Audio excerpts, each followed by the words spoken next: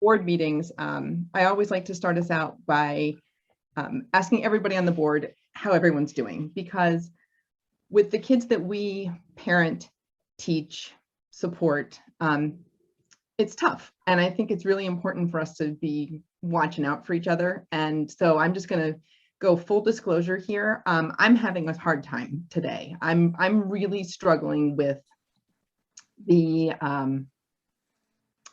homophobia and anti-Semitism that's flying around after last week's staff meeting, school board meeting, excuse me. And I'm struggling with this a lot. And so I encourage everybody to,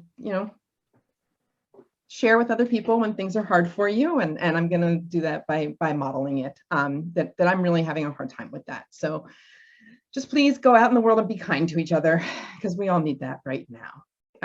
That being said, let's jump into our meeting. Welcome.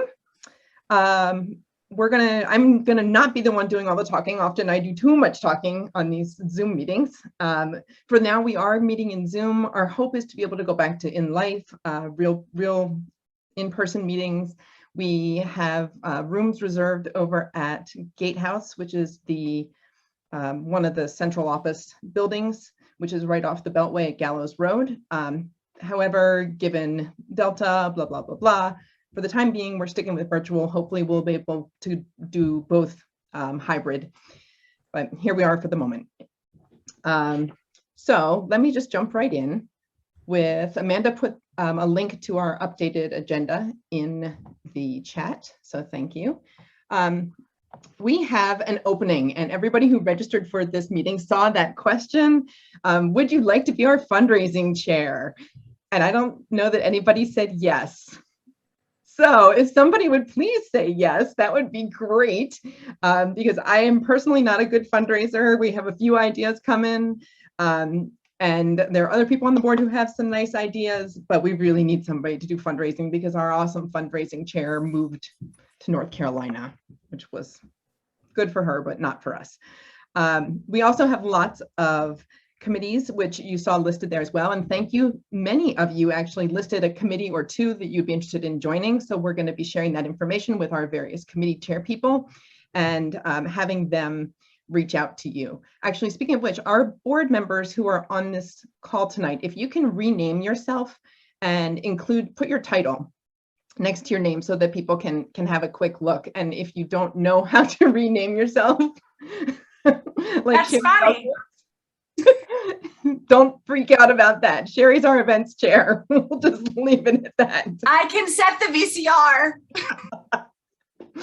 But we have lots of committees to join. One committee that was not listed, but that we realized this evening we're going to just really need as a permanent little committee is a teller committee, because we're doing votes virtually. Thank you, whoever did that. Sorry. Excellent. We're going to need somebody or a few somebodies to just look at the list of who voted and compare that with our list of members and make sure that people who voted are actually paid members. So if there's anybody who'd be interested in being on a teller committee, it's not very time and labor intensive, feel free to let us know. All right, moving on. Other information. This is exciting. We were contacted by National PTA and asked if we want to participate in a Future of Family School Partnerships initiative. And they actually selected 3 PTAs across the entire country to participate in this, and we were one of them. Woo-hoo! So that's pretty exciting. They also chose, I want to say it was Long Beach, California, and a PTA in the Raleigh-Durham area. And they're going to pay us to participate. So we magically did a little bit of fundraising by National PTA choosing us, which was cool. So come, I believe it'll be February, we're going to be helping to promote some focus groups on behalf of National PTA, where they're looking to get our input on school and family partnerships. So just tuck in the back of your mind to please join one of these focus groups in February. And thank you, National PTA, for funding us to help partner with them. Also, breaking news, we are going to sponsor Reflections as SEPTA. This is something that we've done in the past, and then we've also opted against in more recent years. We're doing it. This year's Reflections theme is I will change the world by. Nice. So Reflections is a national PTA competition where your local schools have a competition within the school, select a winner, and then they pass them on through the rankings of council and the district and the state and the nation. And there's a special artist category for artists who have disabilities. And so a lot of our students will enter through SEPTA as special artists. And it's really awesome. And we try to recognize those students at the end of the year as well at our awards ceremony. And if you're not familiar with it, it's got lots of different categories. There's writing and drawing and music and dance and photography and probably a couple other categories that I'm not thinking of off the top of my head. So keep an eye out for information coming soon about Reflections. And submissions will be due October 18th. So I apologize for the short notice. This is not something to pressure your kids to do, but it's just something fun. So like, it's a good sit down one rainy afternoon, crank something out and enjoy it. Let's jump on to Emily. Do you want to just briefly talk a smidge about 2E and just put out your appeal for a co-chair? Sure, although I I would say if there's a choice between having a fundraising chair and not, I would go with fundraising, please. So hi everyone who I haven't ever met before. My name is Emily Heckle, and I've agreed to at least start off the 2E committee this year as chair. I would love to have a co-chair just because I have a full-time job, which I'm anticipating to be a lot busier come, well, any day now. Either I won't be working tomorrow or I will be working much harder in the fall. We shall see what happens in Congress. But that is to say that I would love to have a partner in crime. If not, I will, do my best to limp along, and I have tons of support from the board, which I've sincerely appreciated, and from other members. I would also love to hear from any and all of you that have specific issues that you would like for me to focus on. I certainly would love to have members on the committee. That is definitely on my to-do list, is to actually create a committee. So whether you want to be my co-chair or just want to join the committee, please reach out. And I believe I'll put the email address in the chat in case anyone wants to reach out directly. And yeah, I'm here just to get started again with 2E. Not that hasn't been an issue forever, but try to nudge things along again. Excellent. And Amanda, if you wouldn't mind reposting the agenda for tonight, just because some people have come in, and on the agenda at the end, there's actually all of our email addresses, and it's pretty much the name of our position at fairfaxcountysepta.org. So if you want any of our email addresses, just open up that agenda and scroll on down. All right, thank you, Emily. Kate, if you would rather that one of us just give a quick blurb on liaisons, let me know. I think things were a little busy in your household this evening.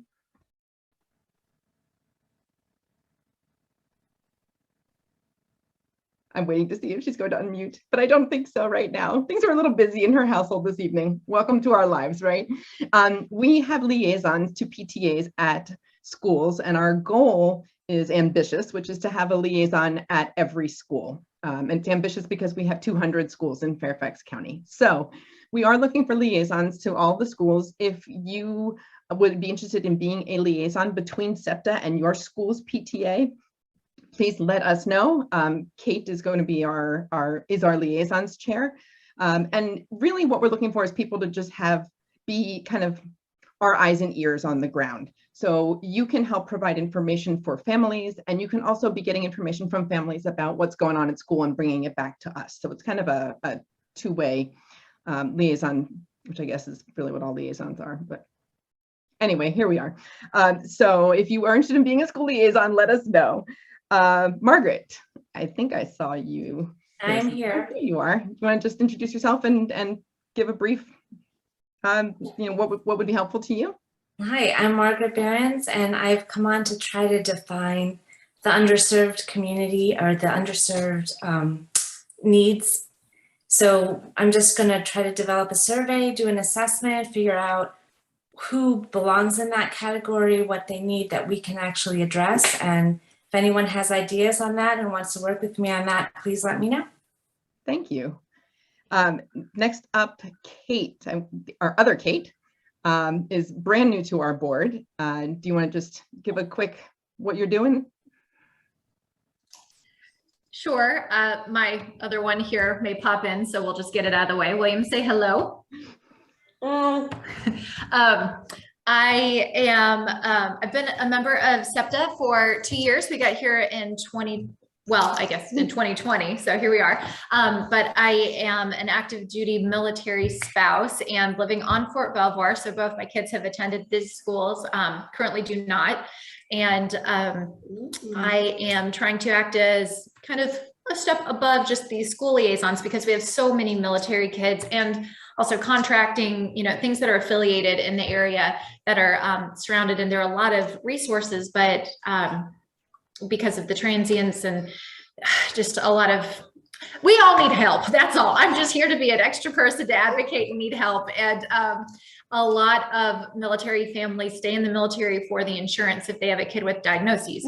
So we're doing that. And my background is that I have 2 sons that are both twice exceptional. William has Down syndrome, autism, and had leukemia. And my oldest, who is 10, is on the spectrum and had a brain tumor diagnosed the year following. And then I've got a redhead, so I need all the help I can get. It's crazy. So I'm joining into this team to try to, link up everybody and be yet another resource to say, hey, I can help. I've spent too many hours in IEP meetings as well. So yeah, just glad to be a part.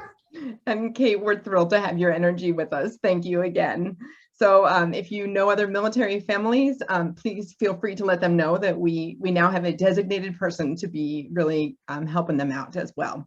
Lenora is our new membership chairperson this year. She had shared that she's going to be a little bit late jumping in this evening.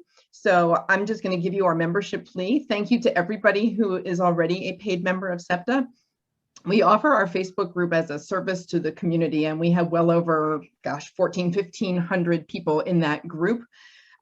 We have under 100 paid members right now. So I'm just going to put out a little plea, especially without a fundraising chair, to please join SEPTA. Your membership dues mostly stay with us. A smidge of them go off to state and national and so forth. Well, we primarily use the money from the dues for our mini grants program. Last year, we funded $5,000 worth of programs to Fairfax County staff to set up everything from gardens and cooking classes to books in the school library that represent our kids. Teachers and staff have come up with some amazing projects, so we're delighted to be able to fund them. So if you're not a member, please join us. Also, when it comes to advocacy, there's a lot of weight in numbers, a lot of value in that for us to be able to say to people in the school system that we represent 200 paid members and 1,500 Facebook group members is impressive, but we would like the number of actual paid members to be higher. Okay, that all being said, thank you. I'm going to move on. We have upcoming events that are listed on the agenda, but I do just want to highlight a couple of them. Oh, yes. The ACSD liaison? Yeah, no, I have you a little bit later on the agenda. Oh, sorry. That's quite all right. I'm not. I've been looking at my agenda. As long as She's you're just here. excited. Let her have her moment. I know. I'm trying to stick with the order though. So coming up next week, if you have never attended a school board meeting or even watched one online, I encourage you to give that a try. And next week is a perfect week to do that. And here's why. There's a regular school board meeting on Thursday evening, and that is televised. You can stream it online.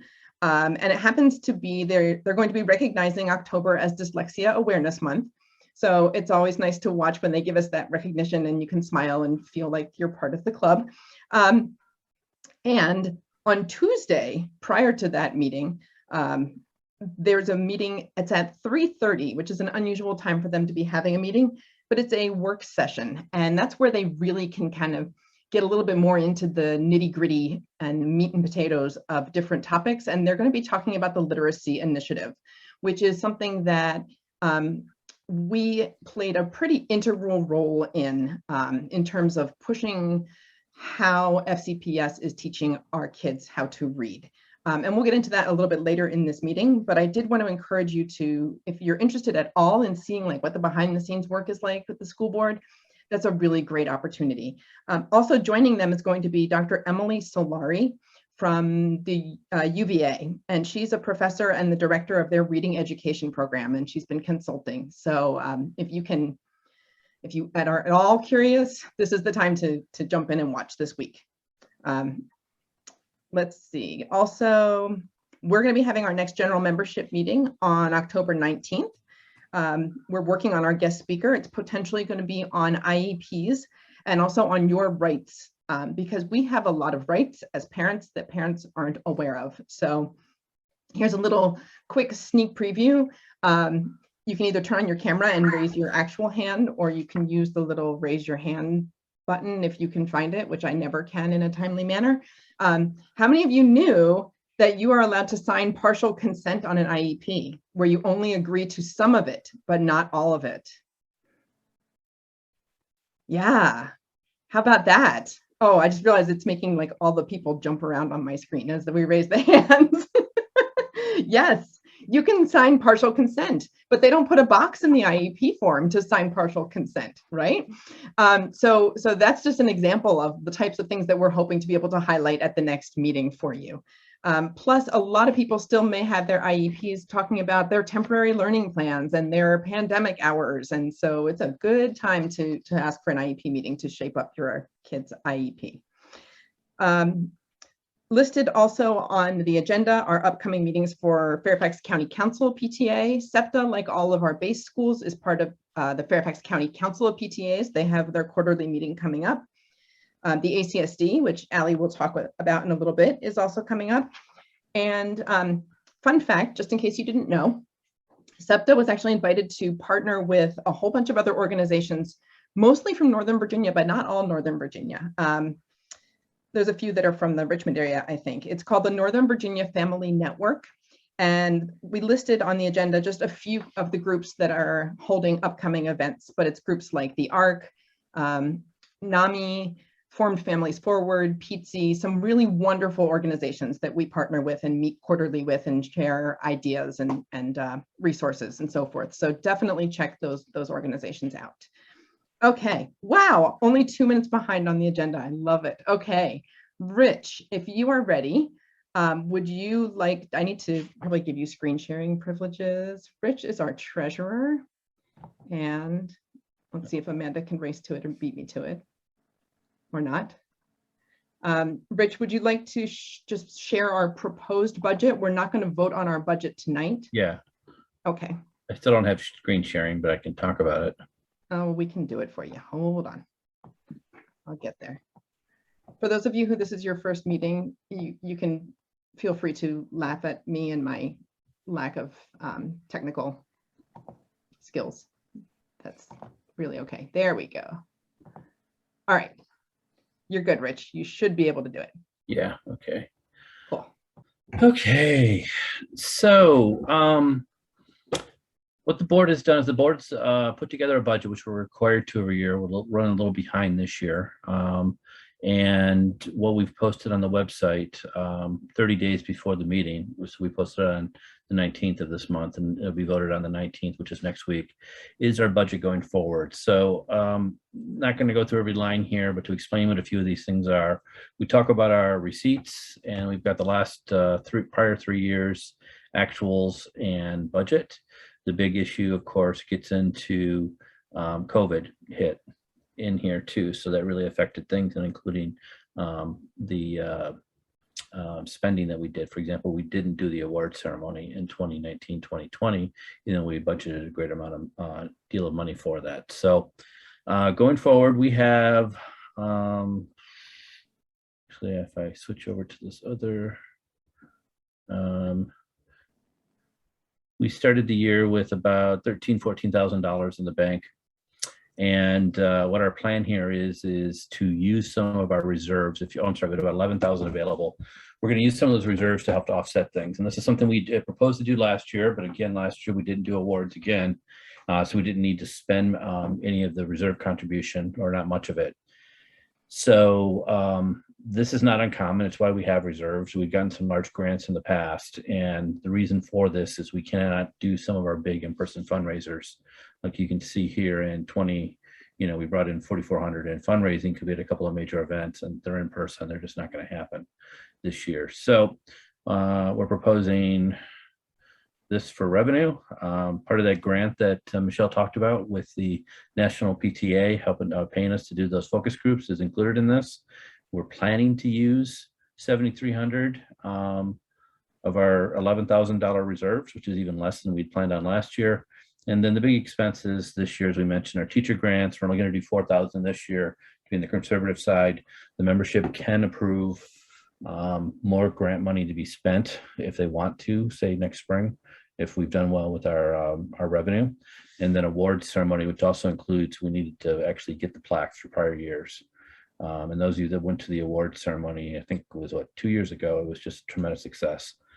A lot of the stuff we have no choice on, like we have to have insurance, we have to pay credit card fees, we have to pay the dues to FCC PTA and VA PTA, PO Box, Zoom, all these things like this. So that's the basics of it all. You can reach out to me at Treasurer in the Facebook board group, or you can ask questions right now if anybody has any about any of this.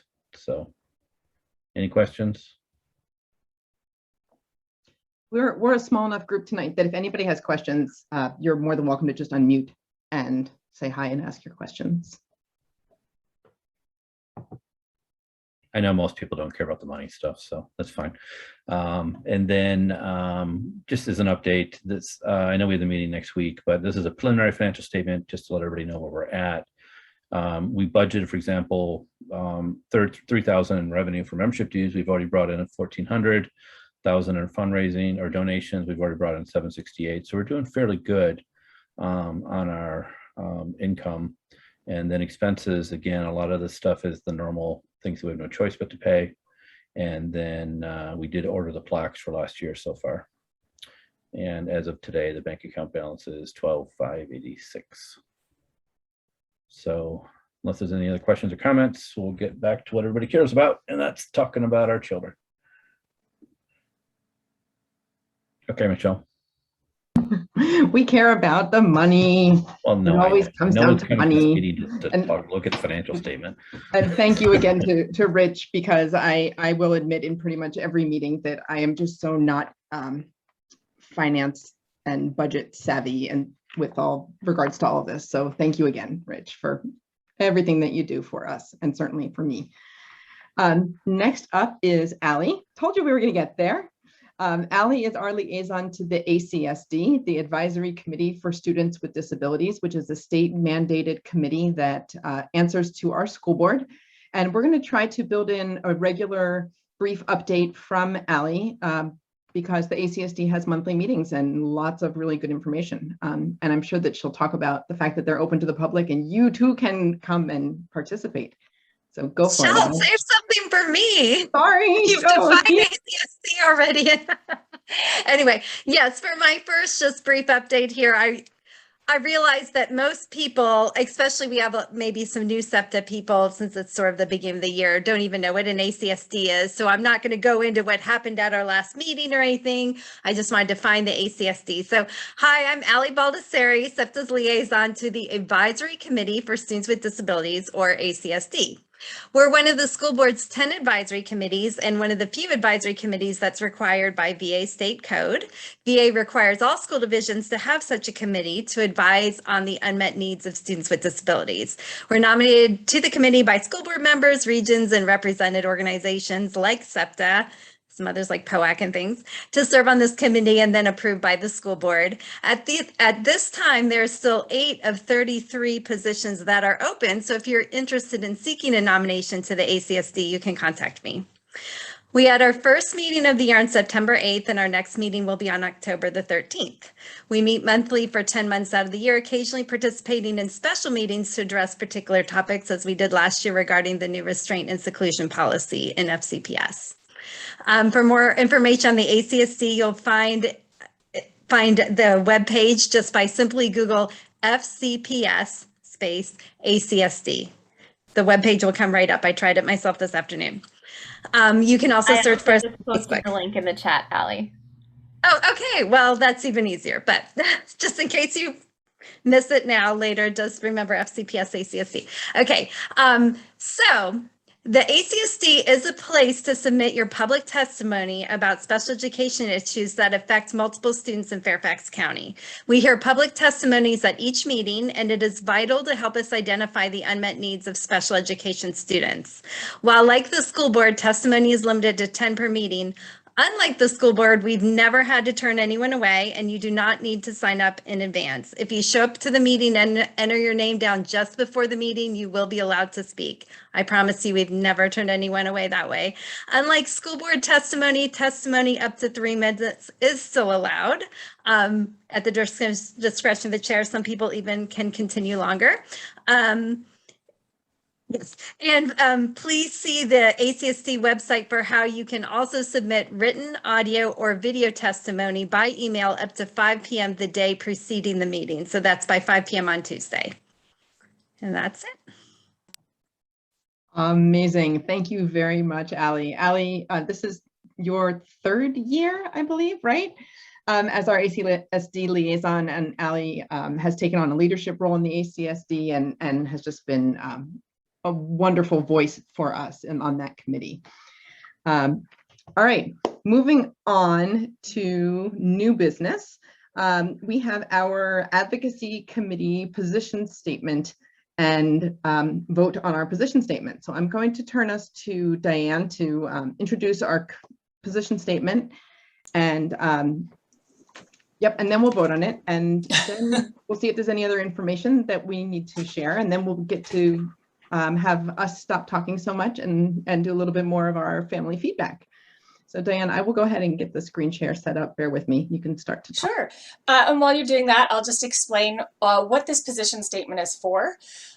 This is a fairly general position statement that covers the top priorities that we have as SEPTA identified, and we've done it through monitoring the chats that are happening in the Facebook group, from messages sent to our email, advocacy email address, as well as to other members of SEPTA, from community members that have concerns about certain issues. We've done it through feedback forums and surveys, and certain issues can just rise to the top over and over. And this year we have a few new ones. We have some that are continuing from previous years.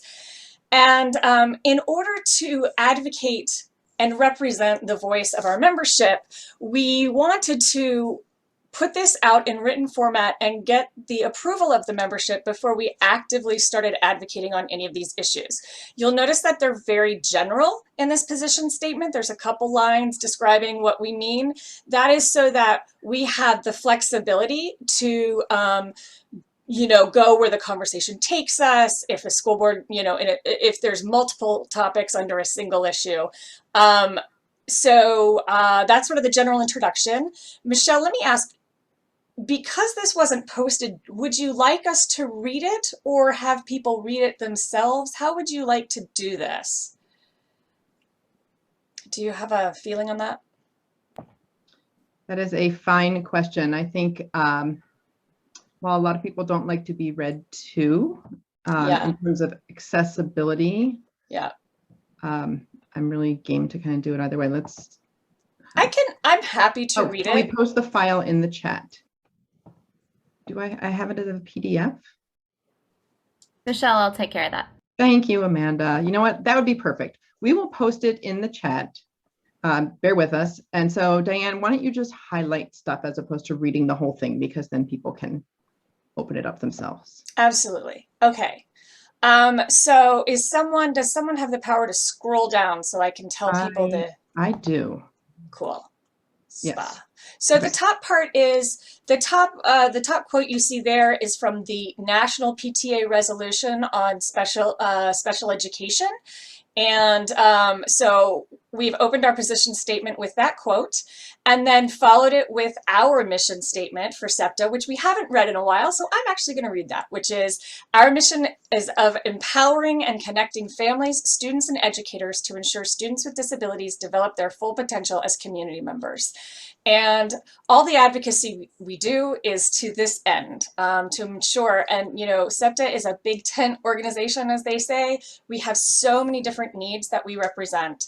So, and we try as much as we can to cover every aspect we can possibly do. And so if you feel that you have something that is not being represented, that's one of the reasons we're having a feedback forum tonight. We want to hear from you because we can't advocate for it if we don't know about it. And we, of course, all come from our certain perspectives of our kids and other kids we know, but we don't know everything. And so we need you to help teach us so we can advocate for you. So we're going to do this in pretty much, let me see, I think we've got this separated into local and state. Yes. So we've got the local priorities, and that means Fairfax County, our school board, our area. And literacy is an ongoing one. As many of you may know, we were part of a joint literacy push that went out last year with Decoding Dyslexia, Fairfax County SEPTA, and the Fairfax NAACP. And then we had 13 additional organizations, EduFuturo, oh gosh, so many, the ARC of Northern Virginia, does just a couple examples that signed on. And the whole point was to say, we need to start teaching all students with the literacy instruction based on the science of reading. So that is continuing this year. I will tell you that Fairfax is actually working very hard. They are, as we said, bringing in Emily Solari from UVA, who has completely changed the way literacy is being taught at UVA to instructors. I just went to a VCU. I could go on for hours. I'm sorry, this is a passion of mine. But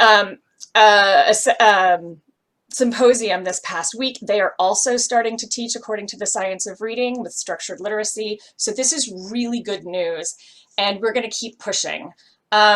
Restraint and seclusion, we all know, you know, this community worked so hard, not just SEPTA and our board and the ACSD, but the whole community really rallied on restraint and seclusion. We have this new policy, we've moved forward huge strides, and now we have to ensure that it actually happens, and it happens in the with best practices in the best way. So we want to continue monitoring that. COVID pandemic concerns, that's pretty self-explanatory. They keep coming up, we keep addressing them. SCPS, largely due to advocacy from SEPTA and the ACSD, did decide a couple years ago that they were going to do a comprehensive independent special education study. That's the AIR Comprehensive Special Education Review Study. Last year was year 1. This is year 2, and this year is mostly going to be focused on focus groups from the community. And we are going to do as much as we can to ensure, and we've already sent them documentation and letters and things like that, but to ensure that our community, and not just one portion of the special education community and disability community, but as many needs as possible are represented in those focus groups. So that's the AIR Comprehensive Special Education Review Study. A new topic that has come up for advocacy that we have not addressed but has been on our radar in the background for a while and is sort of coming to a head is the issue of the IEE. And for those, most of you are probably familiar with this, but some of you may not be. The Independent Educational Evaluation, and that is when you have a child with a disability and they've gone through, well, you can do it at any time. You don't have to have gone through the school, but if you do get an IEE, that is at the public expense, meaning it's paid for by FCPS. Currently, FCPS is sending all the practitioners who work with them a letter. And one thing that we are concerned about is the parameters that are put in that letter and whether or not it actually constrains practitioners to a degree that it is no longer an independent evaluation. So that's something that we're going to be looking at very closely this year and talking to FCPS about. Following that, we have also just started really talking about this last year, and I want to say that this is something where community members who didn't feel their voices were being heard came to us and said, hey, look, we have these kids in adaptive curriculum who are not getting the same access. They're not getting to general education standards in the same way. And we really want to start making sure that we're representing this community a little bit more, give it more of a voice. I'm going to move on to school year, extended school year and extended school year readiness. This is something we have been advocating on since I think before we officially launched, but we're going to do it in a much more deliberate, focused way this year. And this is the idea of general readiness, meaning at this point in time, every school notifies the students of who their case manager is in a different way. Some people are hearing before school starts. Other people are not hearing until a month or more after school has started. Additionally, things like students who require specialized accommodations, AAC devices, Braille, whatever the issue may be, making sure that staff not only is trained before the beginning of the school year so that the kids can start learning day one with their peers, but also that staff is given the time, the resources, and the compensation in order to do that prep work. And so we want to hear from both staff and families about what would work best and better. And the same applies to ESY. You know, kids sometimes go into ESY and the teacher just got their IEP that day before. And so no one's ready. Just looking at that and seeing how we can better advocate for that. The next bullet point is staff and equity support. And staff and equity support is just critical. We are a PTA, and there's a T in PTA that stands for teachers. And we say staff because it's not just teachers. It's everyone who spends time with our kids, and they're amazing professionals who work with our kids. And all of our teachers, and particularly our special education staff, have been really hurting. And, you know, this is another passion of mine. Teachers changed my life when I was a kid with a disability. And if it weren't for two teachers in particular, I wouldn't be who I am today. So it is critical that we remember that the services our kids get are going to be as good as what our staff can give us. And what they can give us is what they have the bandwidth to give us. And they can't have the bandwidth to do their job if they don't have the support, the funding, and the resources to help our kids. So that's that staff equity and support piece.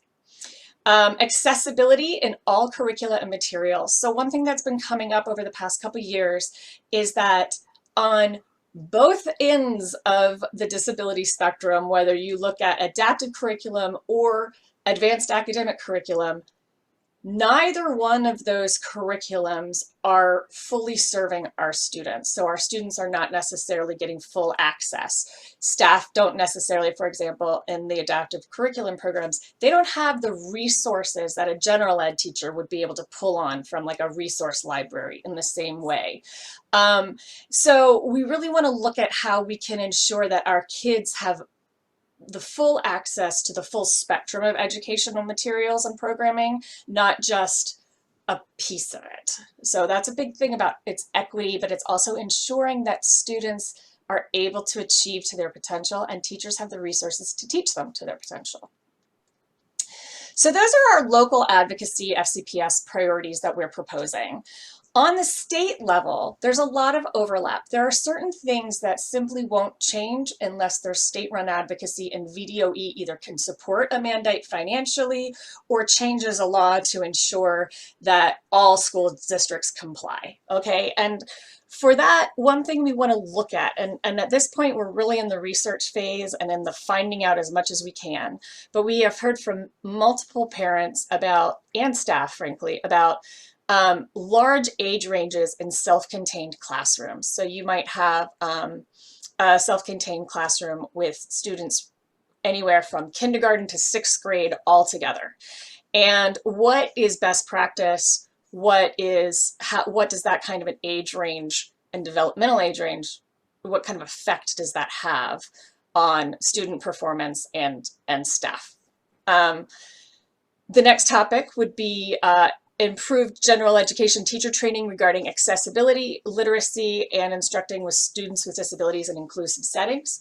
So again, this is more of a statewide issue in the sense that it's going to really have to do with how our institutes of higher education are being trained, and VDOE has a lot of sway in that. So we're going to be working hopefully with the Commonwealth to look at those things. IEE reform, again, it is something that crosses over from local to state, so that's something we're going to look at in both places. And then continued dyslexia and literacy requirements. And I do want to put in here, you know, there have been several laws that have gone into effect in the past couple of years. I know there's going to be some more proposed to sort of give those laws some more teeth. So ensuring that if your child is identified as having a reading disability, that they get an evidence-based program administered with fidelity and done by teachers who are trained in it. So there's a lot. I see there's a question from Donna. I'll get to that in 1 second, Donna. Thank you. But the other piece of literacy I also want to bring up is that dyslexia is not the only literacy hurdle that we face. And for our populations in particular, there are unique challenges. So for example, our AAC device users, if they're not being taught according to the science of reading, if they're not getting access to learning to spell and the same kind of very deliberate instruction that our general ed curriculum students are getting, or our speaking students speaking with their voices as opposed to speaking with a device students are getting, are they being taught in a method that is evidence-based and scientific? The same we would ask about our deaf, hard of hearing students, our blind, low vision students, our students who are using Braille. So we just want to look at that kind of literacy. And I think, was that everything? Yes, that is everything. And Donna had a question about the screener. Let me see. The screener referenced in the actual bill, it's not a specific screener. The entire Commonwealth uses PALS, that is developed by UVA. We in Fairfax use iReady because Fairfax likes to do things differently. Now, let me see. iReady is not accessible to blind, low vision students, okay, and no doubt other students. I believe that that is true, and we've been hearing about that for sure from multiple people in the community. And Donna's asking what alternative assessments are in place to ensure that those students are also protected. And that is an excellent question. What kind of access are students who cannot access the iReady? What kind of screener are they being given? And at this point, I don't actually know the answer to that. And that is something that I can bring up in our next equity and literacy. Am I getting this right? Equity and Literacy Plan meeting, steering committee meeting. Yeah, go ahead. Equitable access to literacy, yeah. Equitable access, thank you, to literacy plan, yeah. I was just going to add to that, as a member of the Virginia State PTA Advocacy Committee last year, I actually participated in some of the advocacy for SB 1865. And I raised that concern because the bill is specific to students who have taken screeners. So the questions that I was asking our elected officials are, what happens for the students who can't access those assessments because they still need to have access to, you know, those resources. And unfortunately, the timing was a little too late for them to be able to edit the bill to reflect that. But I know that the sponsor of the bill was very receptive to what we were sharing. So I know Diane mentioned in there that there are some other efforts at the state level to bring in some more bills that have some more teeth. So hopefully we can see some of that implemented this year, but it is definitely a concern that was raised, and I know I'll be continuing to raise it. Yeah. A lot of these bills are co-written or at least have a lot of influence from Decoding Dyslexia Virginia. And so a lot of them are coming from a dyslexia standpoint rather than a total education standpoint. And so that is why some of these things have never taken those issues into account before. However, our kids are entitled and have a right to have an education like everyone else and have access to the same tools.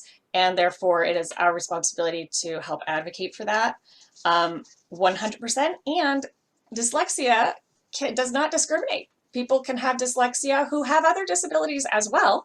So we need to make sure that there's equitable access.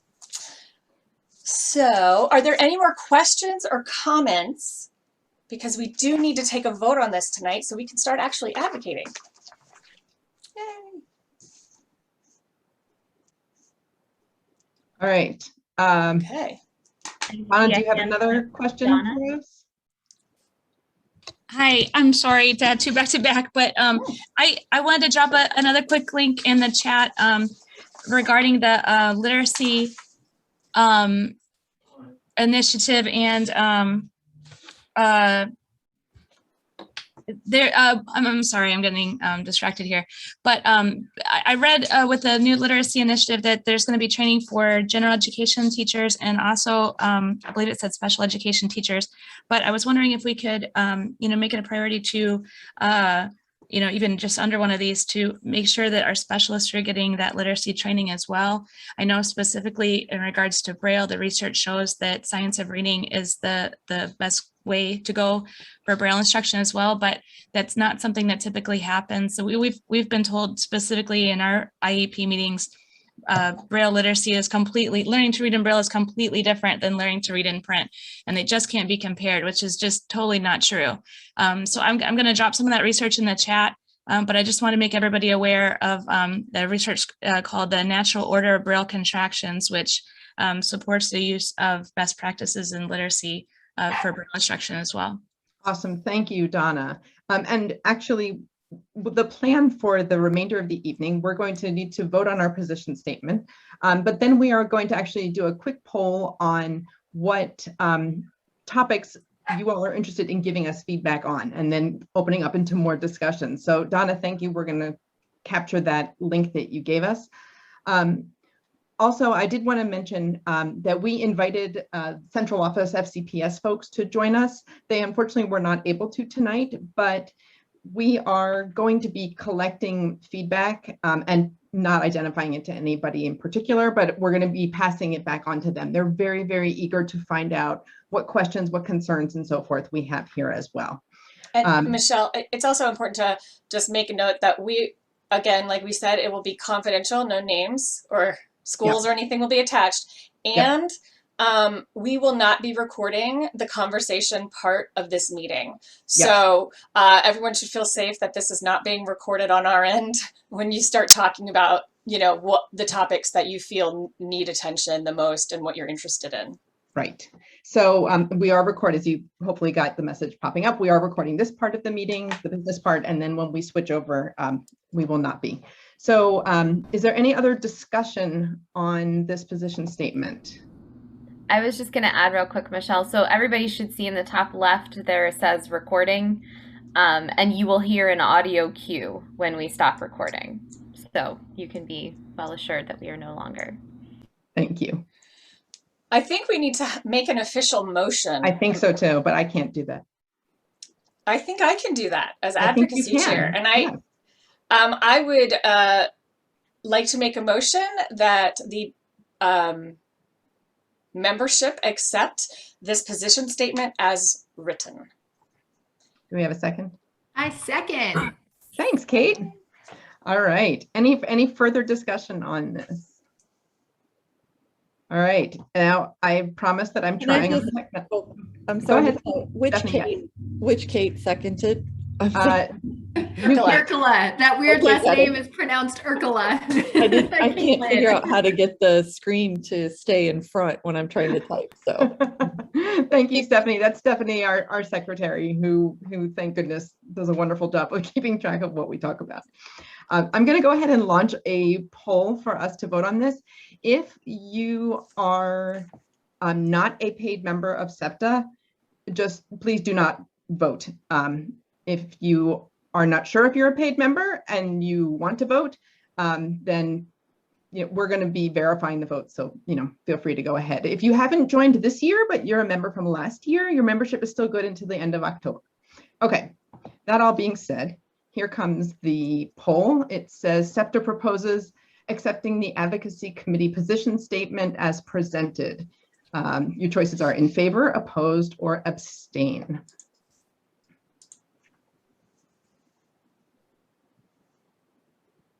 Putting it on record that I'm voting in favor since it's not letting me vote on the poll. As a co-host, I'm not allowed. Excellent. All right. Fantastic. Oh, we're still coming in.